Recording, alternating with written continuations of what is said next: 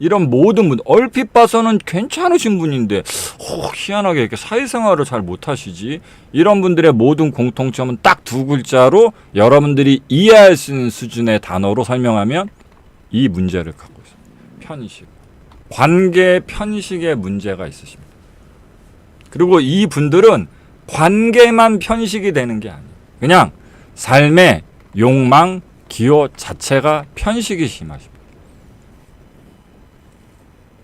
이걸 그냥 음식을 편식하는 것과 방식과 똑같다 이렇게 생각하시면 됩니다. 보통 이제 음식을 잘 안 가리는 분들이 계세요. 그래서 뭐 시금치든 뭐 오이든 당근이든 뭐든 그냥 이렇게 잘 드시고, 뭐 한식 어때? 한식 괜찮아. 중식 어때? 중식 괜찮아. 일식 어때? 일식 괜찮아. 양식 어때? 양식 괜찮아. 이러신 분들이 있어요. 그런데 이런 분들이 음식을 먹는 그 만족도를 편식을 하는 분들은 절대로 이해를 못합니다.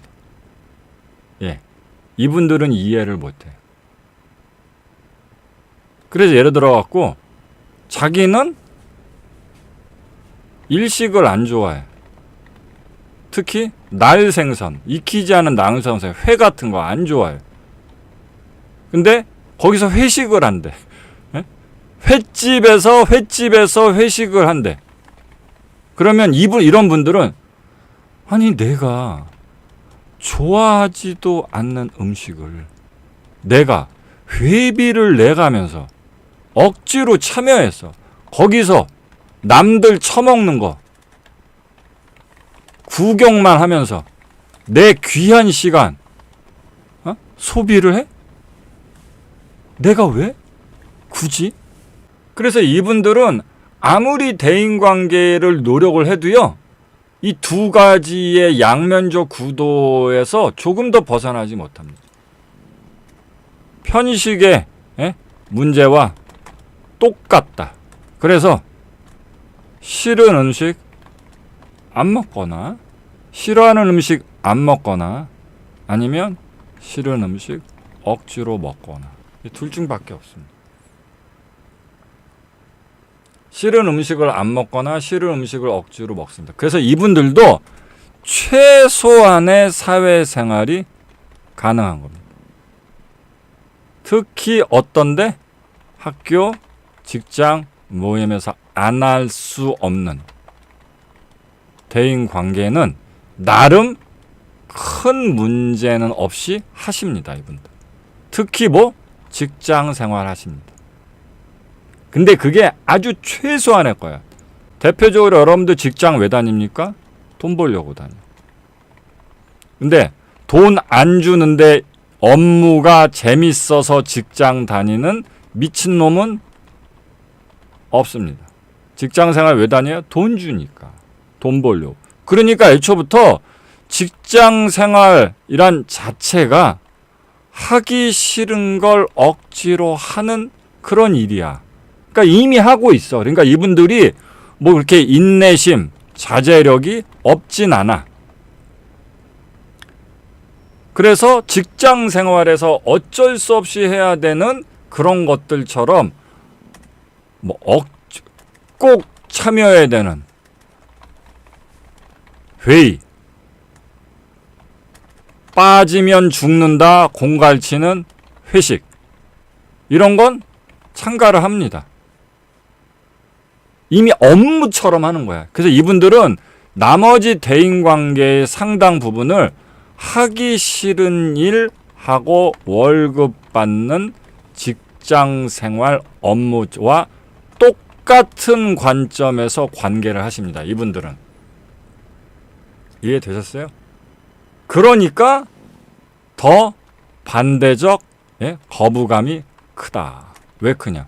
아니, 일은 돈 벌기 위해서 억지로 참고 견디는 거고, 그래서 까라면 까는 거라 치고, 아니 퇴근 이후에 사적인 관계도 내가 사회생활이라는 걸 잘하는 사람이다. 고작 그딴 평판을 듣기 위해서 또 그 짓을 해야 한다고? 이런 생각이 들게 됩니다. 그런 관점이기 때문에 하기 싫은 관계 안 하거나 하기 싫은 관계 참고 하거나 이 둘에서 이분법적 부분에서 조금도 못 벗어납니다. 근데 왜 여러분들이 하기 싫은 그 대인관계, 하기 싫은 그 얼어 죽을 사회생활 대인관계를 해야 하냐. 이 부분을 상묘학은 아까 말씀대로 편식이라는 첫 단추부터 풀면서 설명하기 시작합니다. 여기 음식이 있습니다. 우리가 알고 있는 기본 행복을 하는 데 필요한 기본적인 요소 3가지 의식주 아시죠? 근데 사실 옷은 안 입어도 죽지 않습니다. 집도 없어도 죽지 않습니다. 그러나 음식은 있어야 되죠. 가장 생존의 기본이 되는 게 음식입니다. 그리고 아무리 집이 싸도요, 음식보다 싸지 않습니다. 그러니까 물론 여러분들이 한 1경 정도 있으면 스파 브랜드 옷 사는 것처럼 집 살 수 있습니다. 저 파리에 집 하나 채 사자. 도쿄에도 하나 사자. 아파트 하나 사자. 성 하나 사자. 이렇게 살 수 있습니다. 돈이 한 1경 정도 있으면. 근데 없죠? 그러니까 이 주택은 어떤 행복적 기호의 다양한 추구에서 제한성이 너무 높습니다. 옷이 그 다음이고 가장 그나마 싼 게 뭐야? 음식입니다. 인간이 행복을 추구하는 다양한 경로 방편 중에서 가장 싸고 효과 좋은 가성비 높은 게 음식입니다. 그래서 사람들이 심지어 뭐라고 해내? 국가가 허락한 유일한 마약이다. 이렇게 표현하죠. 음식이 뭐예요? 국가가 허락한 마약입니다. 그리고 음식이 얼마나 대단하냐? 예전에 말씀드렸죠. 나이 드셔서 병원 생활하는 노인분들 나중에 말년이 되면 씹지 못하고 음식이 기도로 넘어가고 그래서 일반식 끊고 이제 주입하는 영양식, 병원식, 튜브로 넣는 이런 음식을 실시하게 되거든요. 그때 되면 노인분들 다 우십니다. 왠지 아세요? 그나마 살아서 유일하게 맛보는 행복 체감이 뭐였어? 음식 먹는 거. 죽기 직전에 그나마 유일하게 행복한 게 음식이었다. 근데 이 음식을 먹는 맛, 그 맛있는 맛을 다시는 못 느끼는 거야. 그러니까 그러면 음식조차 맛있는 맛을 못 느끼면서 인생에서 행복을 느낄 수 있는 게 뭐가 있어? 없죠. 그래서 내 인생의 마지막 행복마저 사라지는구나 해서 노인분들이 다 우시는 거예요. 음식이라는 건 그렇게 아주 싸고 효과 좋고 가성비 높은 국가가 허락한 마약 같은 겁니다. 그래서 우리는 늘 음식을 먹으면서 살아가고 그 행복감을 맛보면서 살고 있습니다. 그런데 이 음식을 살펴보면 우리의 욕망, 근원의 원리가 거의 똑같이 적용됨을 알 수 있습니다. 제가 그래서 옛날에 이거를 음식 관련해서 행복의 본질을 설명드린 적이 있죠. 맛있다. 맛있는 음식이란 내가 먹고 싶은 음식을 먹으면 맛있는 게 아니고 내가 먹었더니 맛있게 느껴지는 음식이 맛있는 음식이다. 제가 여러 번 설명드렸을 거예요. 간단하죠? 내가 먹고 싶은 음식을 먹으면 맛있다 이게 아니고요. 내가 먹고 싶었던 아니든 예측했던 통제했든 아니든 결과적으로 먹었더니 맛있네 이렇게 느껴지면 그게 맛있는 음식이다. 이게 행복의 본질과 똑같습니다. 우린 그래서 결과적으로 좋은 걸 좋다고 느낍니다. 근데 이것을 우리가 잘 이해하지 못하기 때문에 몇 가지 착각이 있게 되는데, 우리가 하루 중에 먹는 대부분의 음식은 거의 90% 이상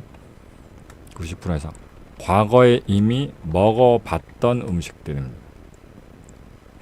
우리가 하루 중에 먹은 음식의 대부분은 다 90% 이상 과거에 이미 먹어봤던 음식이고요. 먹어봤다면서 내 입맛에 맞고 익숙한 맛이고 맛있다고 만족도 높게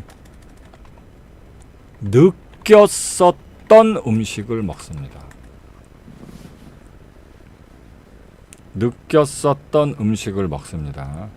이해되셨죠? 그래서 옛날에 이거를 제가 욕망적으로 이미 과거 또는 생겨 먹음, 살아왔음 이란 표현을 해드렸을 거예요. 우리는 전부 다 과거에 이미 먹어봤고 익숙했고 나름 맛있다고 느꼈던 음식을 재반복하면서 먹고 살고 있습니다.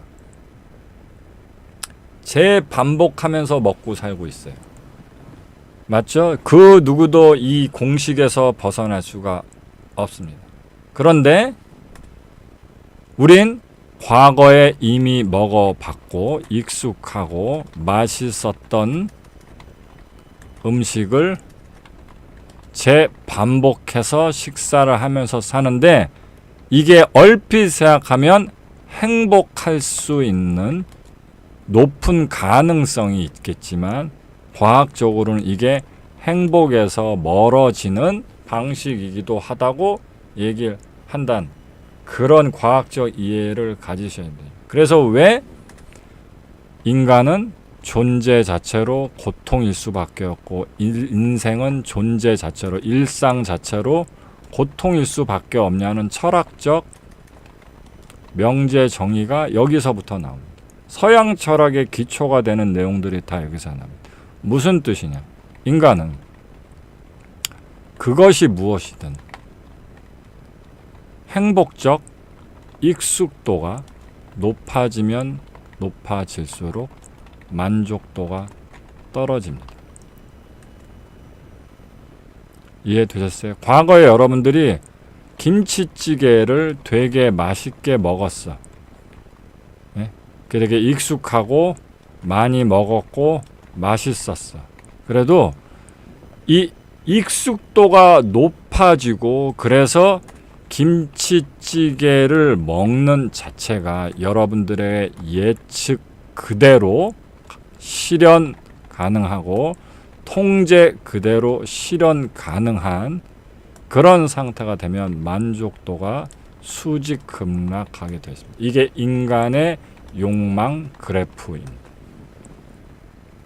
그래서 우리는 얼마든지 먹을 수 있고 너무너무 익숙한 음식이 완전히 정점에 도달하기 전에 다른 음식으로 변화하여 넘어가야 합니다. 이해되셨나요? 여러분들이 아무리 건강한 사람이라도 사실 삼시세끼를 계속 김치찌개, 된장찌개, 순두부찌개 요 세 개만 갖고 먹잖아요. 여러분들 진짜 환장할 노릇이 됩니다. 절대로 못 삽니다. 이건 그냥 어디서만 가능한 식사냐? 전쟁, 기아, 감옥 이런 데서만 가능한 식사. 다른 음식을 먹을 수 있는 여지가 있을 때는 절대로 요 세 가지 음식만 삼시세끼 내내 먹으면서 살 수 없습니다. 왜? 예측 가능한 정점에 도달하고 통제 가능한 정점, 익숙도의 정점에 도달하게 되면 만족도가 완전히 떨어지기 때문에.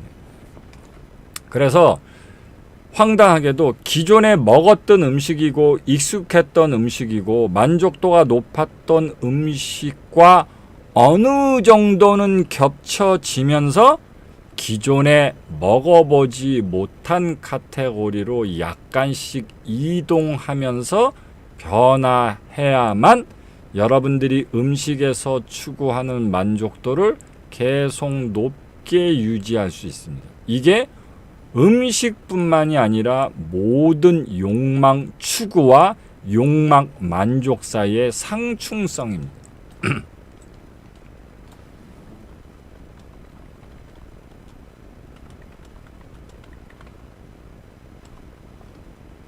이해되셨죠?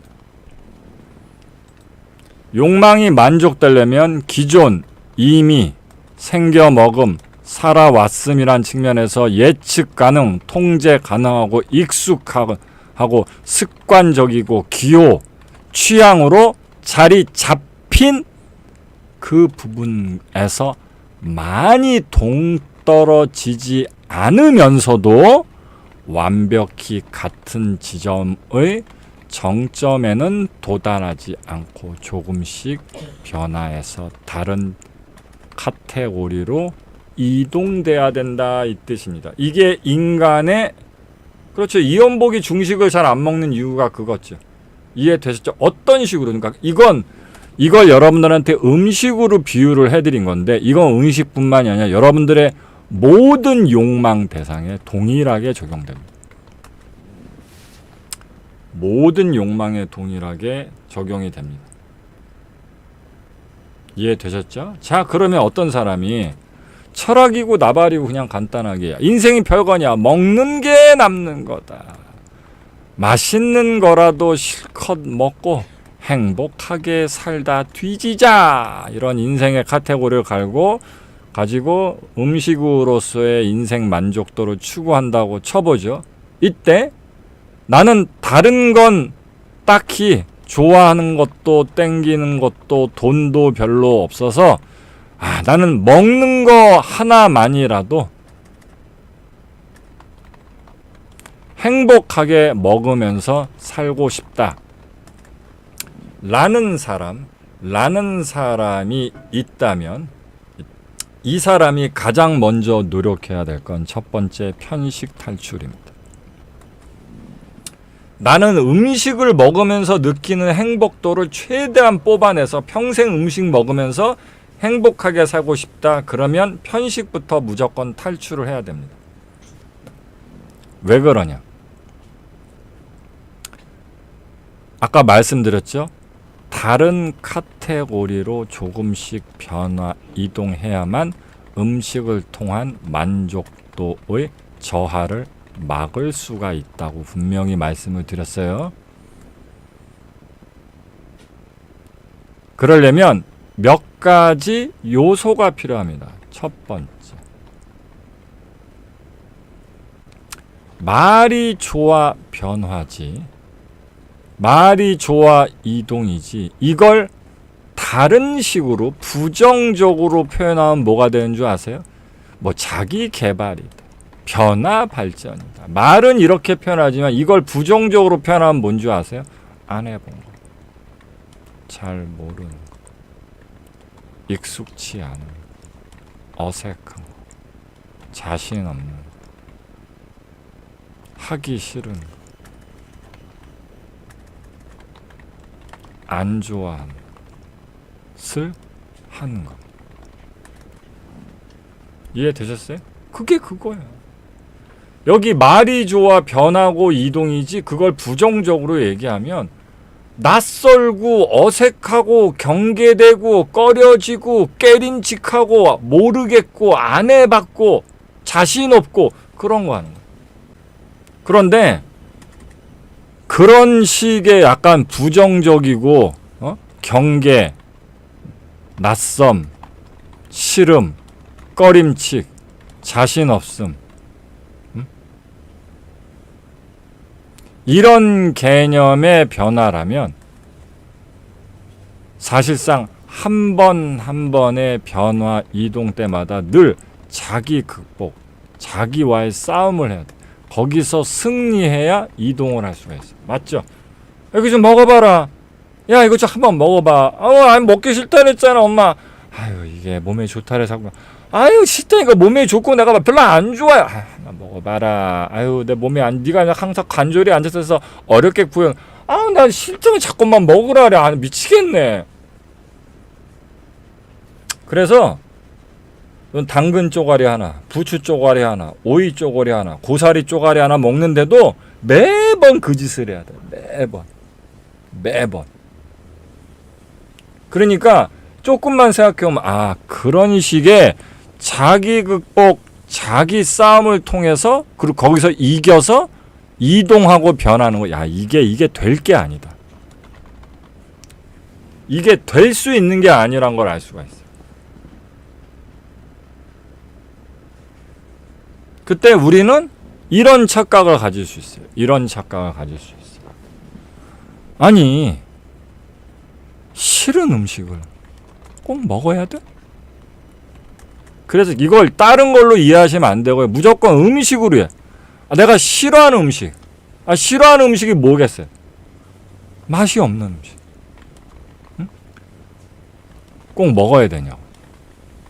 왜 맨날 식사 때마다 이거 먹어봐라. 아유, 한 입만 먹어라.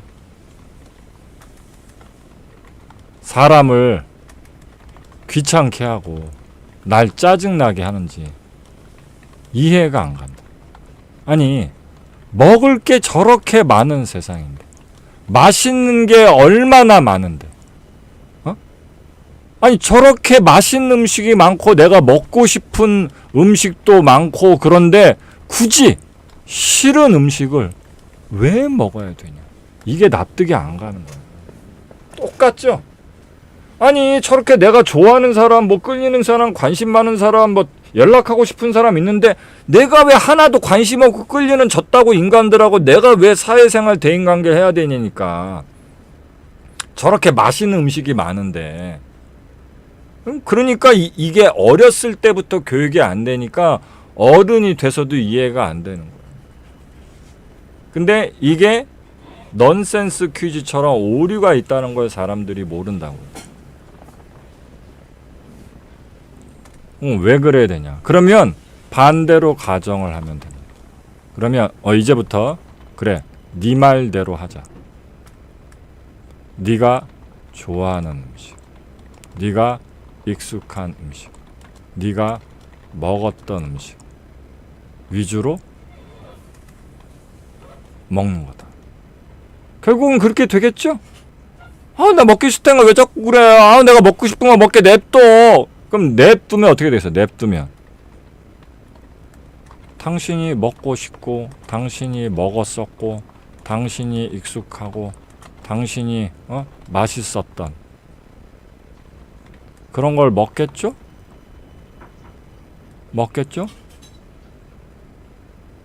근데 여기서 여러분들이 느껴오면 결국 당신도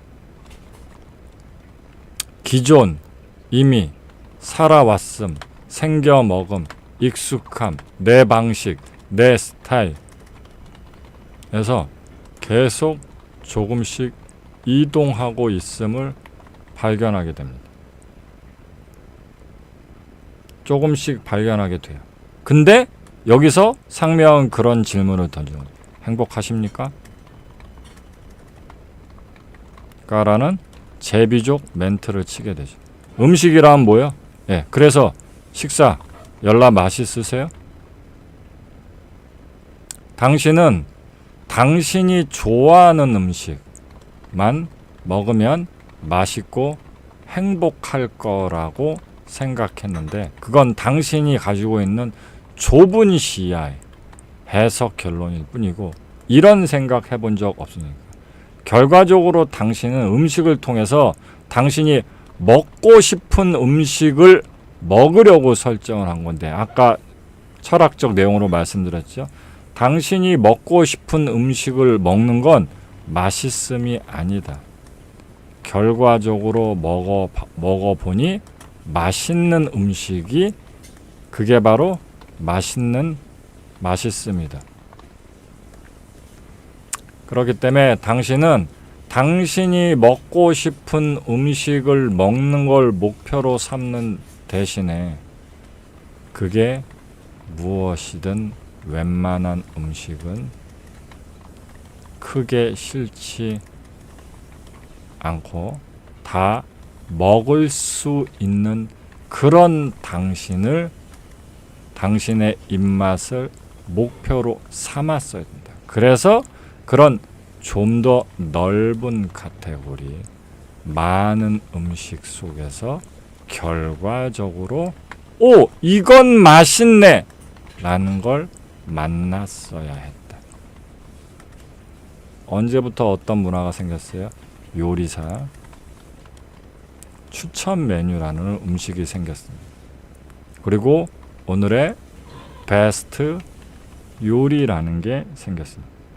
그리고 뷔페라는 것이 생겼고요. 오마카세라는 것이 생겼습니다.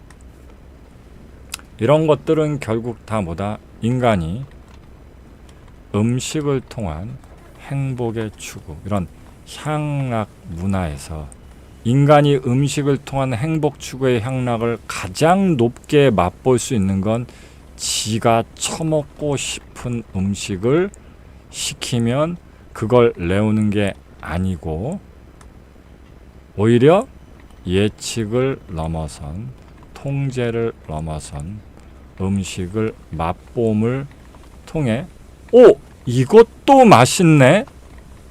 이런 맛도 괜찮네?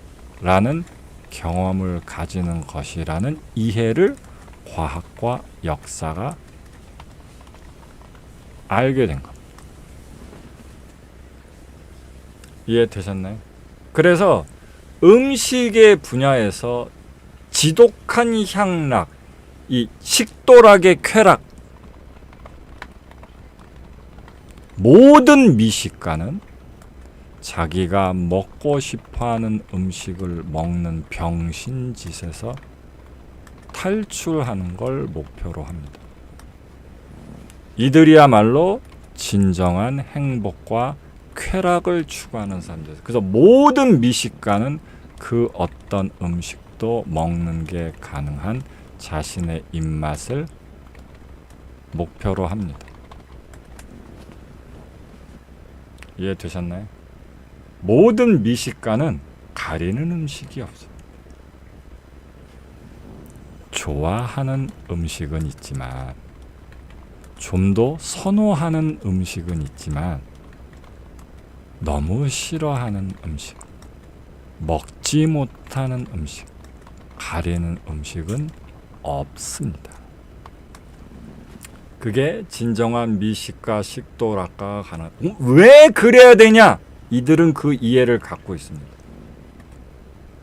음식의 맛있음, 그 결과적 맛있음은 내가 예측하고 통제할 수 있는 영역의 결과물이 아니라는 이해가 있기 때문에. 자, 여러분들이 어떤 중국집 가서 여기 간짜장 하나요? 이렇게 얘기를 했어요. 그럼 여러분들이 간짜장 하나요? 이렇게 얘기하면 여러분들이 간짜장을 주문을 하면 그 간짜장이 맛있게 만들 수 있어요? 여기 스파게티요. 저 스파게티 좋아요. 여기 스파게티 하나 주세요. 이러면 그 스파게티를 먹었더니 오 맛있어. 이 결과를 스파게티 주세요라는 요구만으로 그 결과를 예측하고 통제할 수 있냐고요. 못합니다. 근데 이게 소비자 권리, 개인의 어떤 인권 이런 걸 강조하는 PC 문화와 만나면서 이런 병신 같은 착각을 가지게 된 거예요.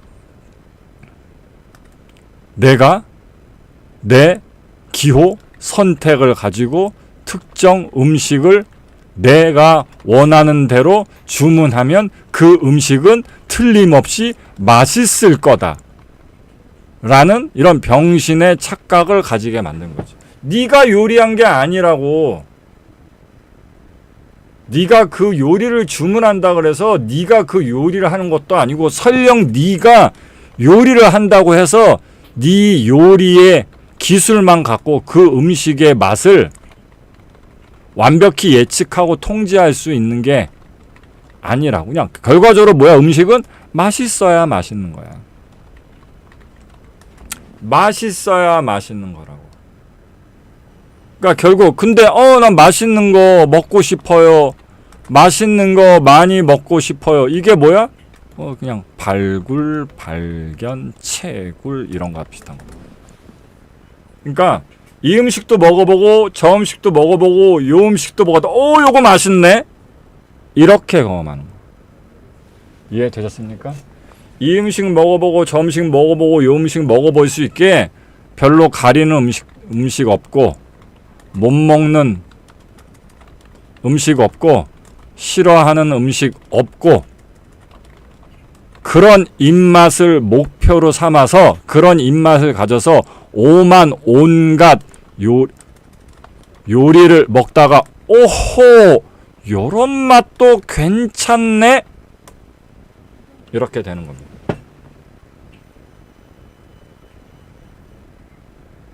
이해하셨습니까?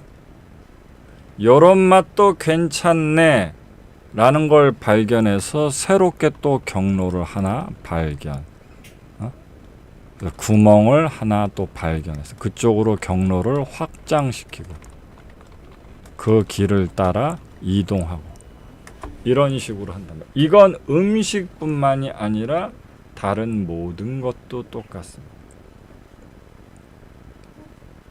이해하셨어요? 그래서 양식이든 일식이든 중식이든 해산물이든 뭐든 어떤 류의 카테고리 음식 하나만 내가 잘 못 먹어도 벌써 제한이 엄청나게 생깁니다. 그래서 그냥 모든 식도락, 미식가의 길은 편식에서 벗어나는 게 출발점이 될 수밖에 없는 거예요. 모든 식도락과 미식가는 편식에서 또 벗어나는 게 출발이에요. 왜? 그래야 좀 더 맛있는 음식을 만나게 되니까. 그리고 계속 입맛이 이렇게 좁아지는 걸 막아줄 수 있기 때문에.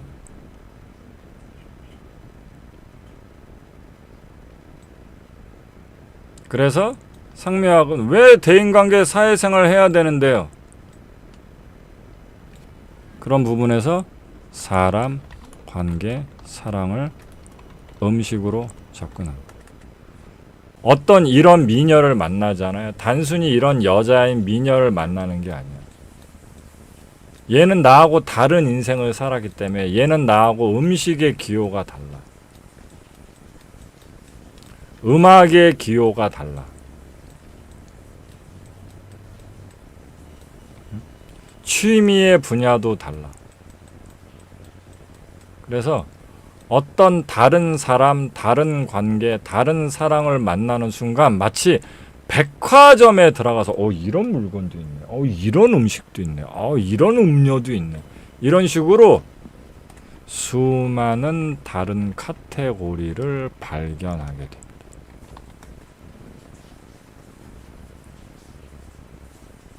그래서 역사 이래로 인간이 무엇을 알게 돼서 다른 건 다 질려도 사람은 안 질려. 질릴 수가 없어. 사람을 만나면 관계를 맺으면 상대방으로부터 영향을 받고 새로운 세상에 대한 눈이 생기고 새로운 취향과 이동이 생긴다. 이해되셨습니까? 그래서 모든 편식 탈출의 끝판왕이 뭐야? 사람 편식 탈출, 관계 편식 탈출, 사랑 편식 탈출이라. 나는 어떤 사람이 너무 싫어요. 저는 어떤 스타일이 싫어요. 저는 뭐 이런 사람이 싫어요. 이런 관계가 싫어요.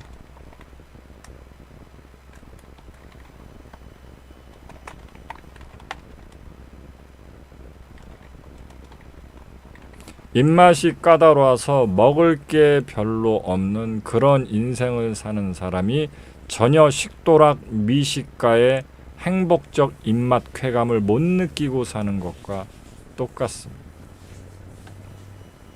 그래서 이 반대에 있는 운명, 궁합, 코드, 취향, 스타일, 내 사람, 내 편, 답정너, 맞는, 통하는, 비슷한 이런 것들, 이런 개똥 같은 소리를 가지고 있을수록 삶의 만족도가 졸라게 떨어집니다. 졸라게 떨어져. 그리고 이건 단지 대인관계를 잘 못하는 게 아니고요. 인생의 행복 만족도를 느낄 수 있는 변화의 시스템 자체가 셧다운 되어 있는 것과 똑같습니다. 그래서 이런 사람은 단지 대인관계를 못하는 게 아닙니다. 대인관계 편식 때문에 안 하는 거고요. 그래서 이런 분들은 단지 대인관계만 그렇지 않습니다. 머리 스타일, 몇 년 전하고 그대로입니다. 일상의 방식, 기호 취향, 옷차림 그대로입니다. 안 바뀝니다. 이 사람은 그냥 자아 정체성과 인생의 패턴이 고착화된 사람입니다. 그 고착화되어 있는 문제 자체를 제가 짚어드린 거예요. 이런 분들은 행복의 만족도가 낮다. 즉 사는 게 안 행복하다. 이 뜻입니다.